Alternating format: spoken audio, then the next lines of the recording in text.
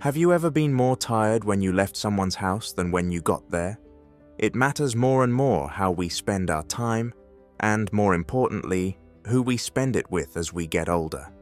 The truth is that some visits are not only a waste of time, but they can also make us tired, upset our mood, and even hurt our mental health. But the problem is that we don't always understand this until it's too late. You shouldn't go to the homes of 4 types of people after age 65, no matter how much free time you have. The video is about those people. Because of habit, duty, or an unwarranted sense of politeness, many of us keep going to these places even though we know they're bad for our mental and emotional health. We'll go over it in more depth today so you can choose where and with whom to spend your time more wisely. Just as important as knowing who to keep close is knowing who to avoid. So stay until the end.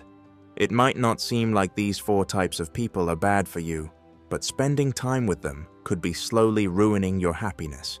Before you know it, the damage will be done. You'll be able to protect your energy, set healthy limits, and enjoy your golden years with people who really care about your well-being once you know these patterns. It's time to start. If you haven't already, please subscribe and turn on the bell so you don't miss any of our videos. We share information here that is meant to help you live a happier and more mindful life. We want to keep making useful content because of your help, so please like this video and come along with us. Let's start now. Some people are always sad. They always find a reason to be angry, even when things are going well. This sounds like someone you know. The moment you walk into their house, they sigh and moan about their health, the economy, or how no one cares about them. There will always be something to be sad about, even if the sun is shining or they just got good news. You will also feel the same way if you spend too much time with them. Negativity spreads easily, and if you hang out with someone who always complains, their negative view of the world starts to affect yours, even if you're not aware of it. It's not just about listening to their complaints now and then. It's also about the emotional weight they put on your chest. You feel their anger, helplessness, and the belief that the world is against them the more time you spend with them. So when you finally leave, you'll feel like you're carrying their problems along with your own. This doesn't mean you should leave friends or family who are having a hard time. We all have problems sometimes, so it's only natural to give help. There is, however, a big difference between someone who is having a bad day and someone who is always negative. People who complain all the time don't want answers. They want to be heard. You will keep going back to see them because they want you to feel sorry for them, and their issues will become your own. The tricky part is that they don't always look dangerous at first. Most of the time, they start their complaints with harmless things, like a bad night's sleep or a small argument with a neighbor. But before you know it, you'll be stuck in a never-ending tirade about how unfair life is. It doesn't matter how long you listen or how many suggestions you make. They will always have the same complaints and problems. One thing to remember is that they will fight you if you try to change the subject to something good. They will play down your positivity or use it as an excuse to make another complaint. If you tell them good news, they will put it down or compare it to their bad luck. Over time, you'll notice that each visit drains you instead of restoring you. If you feel good when you go to someone's house but tired, annoyed, or even down, it's time to rethink those trips. When you turn 65, your time is too important to waste listening to other people complain.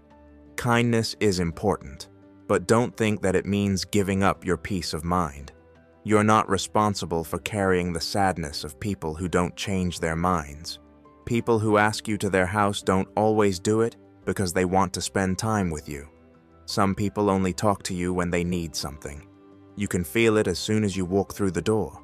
If you look at it at first, it might not seem like a big deal, just a small favor. But after a while, you start to see a trend. That's not why they call or ask you over. They do those things for a reason. Every visit comes with a secret request that you will have to meet at some point. The hard thing about working with manipulative people is that they don't always say what they want to do. They ask for what they need without being direct. Instead, they use guilt, a sense of duty, or even charm to hide their needs. People often use phrases like, "I don't know what I'd do without you," or "You're the only one who gets me," to make you feel like you need to look out for their well-being.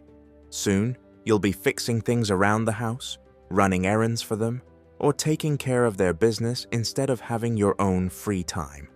These relationships aren't good because they aren't based on respect for each other. A good friendship or family bond has a balance where both people help each other out at the same amount. When it comes to a deceptive person, though, the scales are always tipped in their favor. They only take what you give them. Even though you give them your time, they don't seem to value it.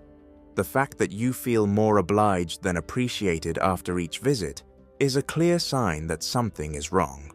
Some people say they don't have anyone else, which helps to explain their interactions. That could be true, but think about it this way. Would they do the same for you if the roles were switched? When you needed help, would they put their own things aside to help you?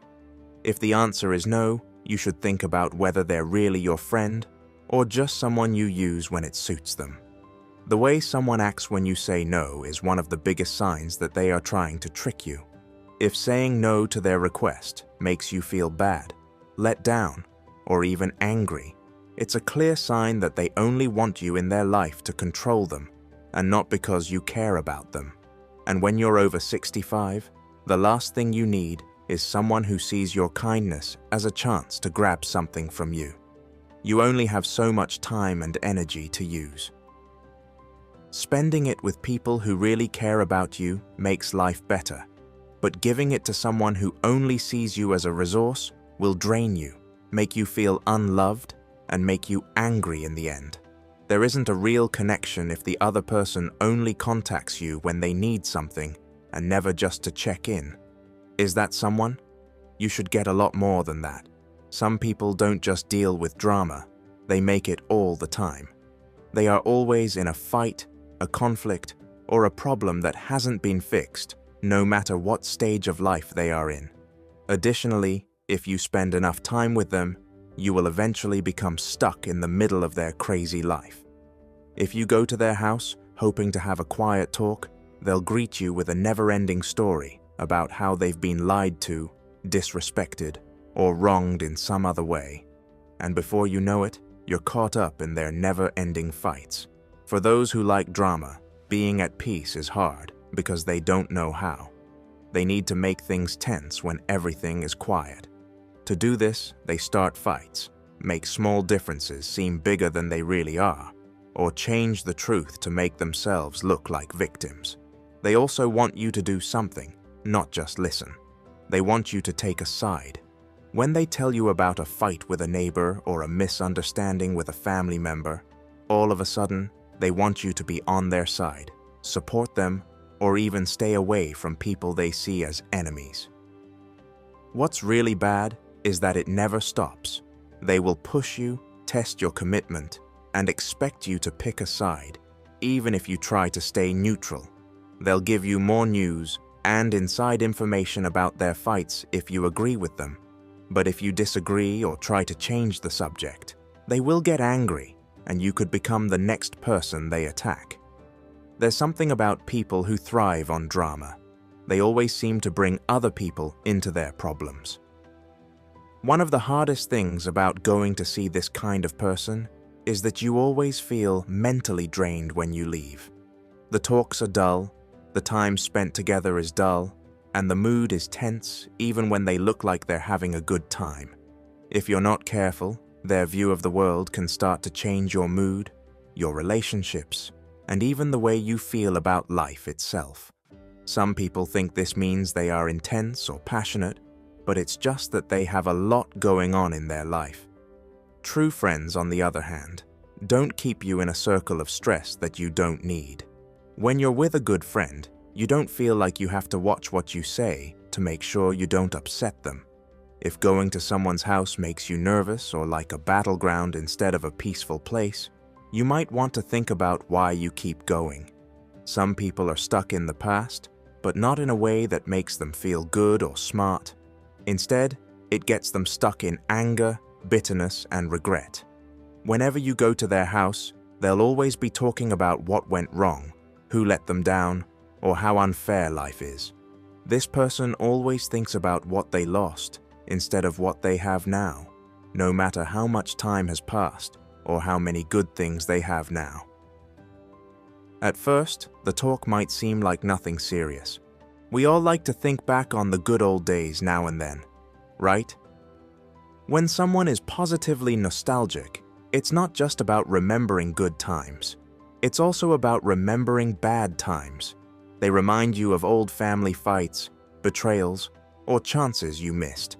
And the more they argue, the more angry they get. This is when their attitude starts to bother you. Even if you try to keep the talk upbeat, they always find a way to bring up the past and how upset they are.